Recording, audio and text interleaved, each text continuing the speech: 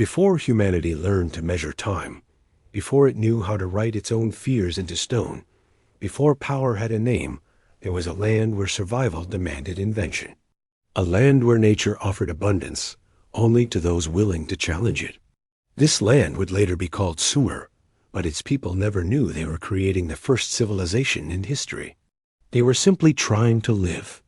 Southern Mesopotamia was not welcoming.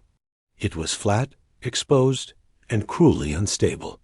The rivers that defined it, the Tigris and the Euphrates, were both life-giving and destructive.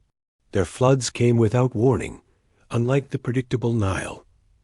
Entire harvests could be wiped out in a single night. Homes collapsed.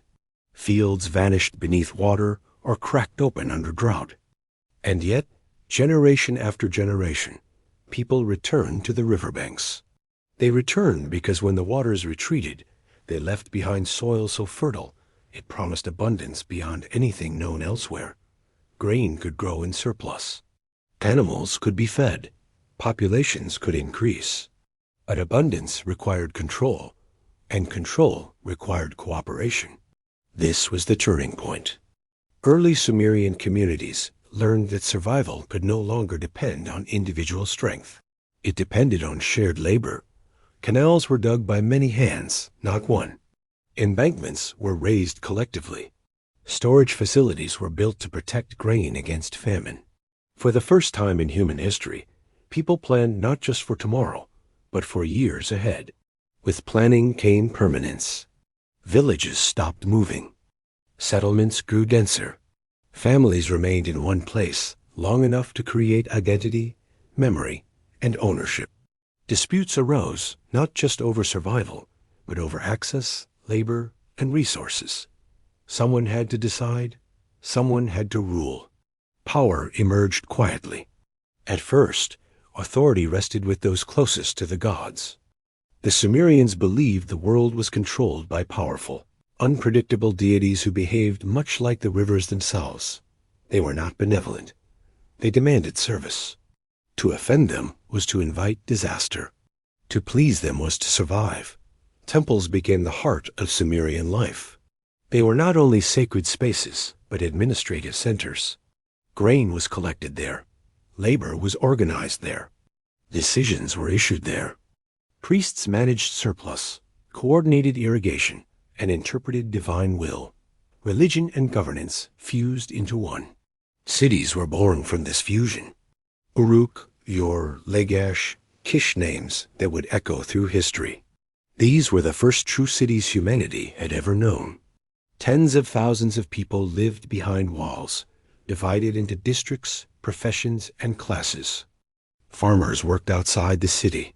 Artisans labored within. Merchants traveled beyond the rivers, connecting Sumer to distant lands in search of wood, stone, and metal Sumer itself lacked. Trade expanded the world. With trade came complexity. With complexity came the need to remember who owed what, who owned what, who worked where. Memory alone was no longer enough. And so, almost accidentally, the Sumerians invented writing. At first, it was crude simple pictographs pressed into clay with reeds. Marks that counted sheep, grain, jars of oil. But over generations, these symbols evolved into cuneiform. Writing became flexible, abstract, capable of capturing speech, law, prayer, and story. Humanity had crossed a threshold. Writing transformed everything it touched. Kings could issue commands that outlived them. Laws could be fixed instead of negotiated. Trade agreements could span continents. Knowledge could be passed forward intact. Civilization began to compound itself. And the Sumerians used writing not only for control, but for reflection. They wrote myths explaining creation, destruction, and divine conflict. They recorded prayers filled with fear and hope. They composed the Epic of Gilgamesh, a story that asked the most human question of all: why must we die? In it, a king conquers enemies, loses a friend, and ultimately fails to escape mortality. The message was clear, and devastating power does not save us from death. This was not propaganda. This was self-awareness. Daily life in Sumer was structured and harsh. Society was divided into clear classes: priests and kings at the top, followed by free citizens, dependent laborers, and slaves. Slavery was common, often the result of war or debt.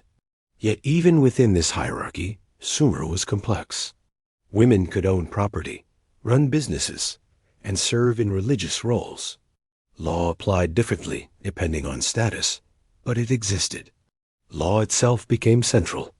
Kings ruled by claiming divine approval, but their legitimacy depended on maintaining order. They built walls, dug canals, led armies, and judged disputes. Their duty was not to be loved, but to prevent chaos. Chaos meant divine anger. Chaos meant floods, famine, and invasion. And invasion was constant. Sumer was never unified. Each city-state competed fiercely with its neighbors for land and water. Wars erupted frequently. Alliances shifted. Victory was temporary.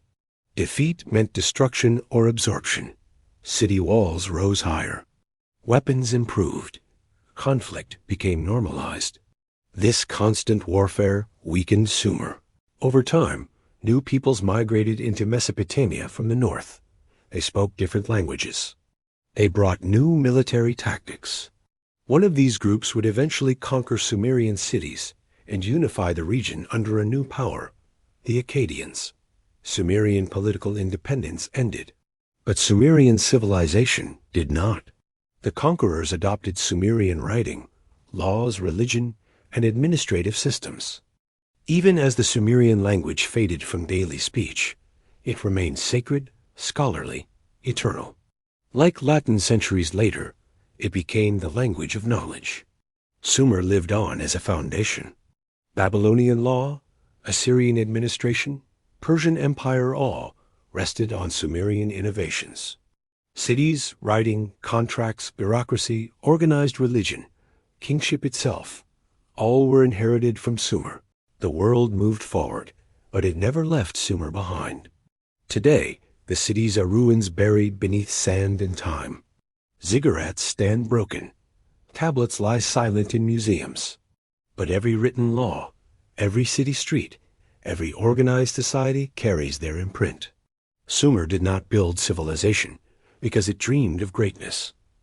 It built civilization because it feared chaos. And in doing so, it taught humanity how to survive itself. The first cities rose there. The first words were written there. The first laws were enforced there. And once humanity learned those things, it could never return to innocence again. That was the true legacy of Sumer.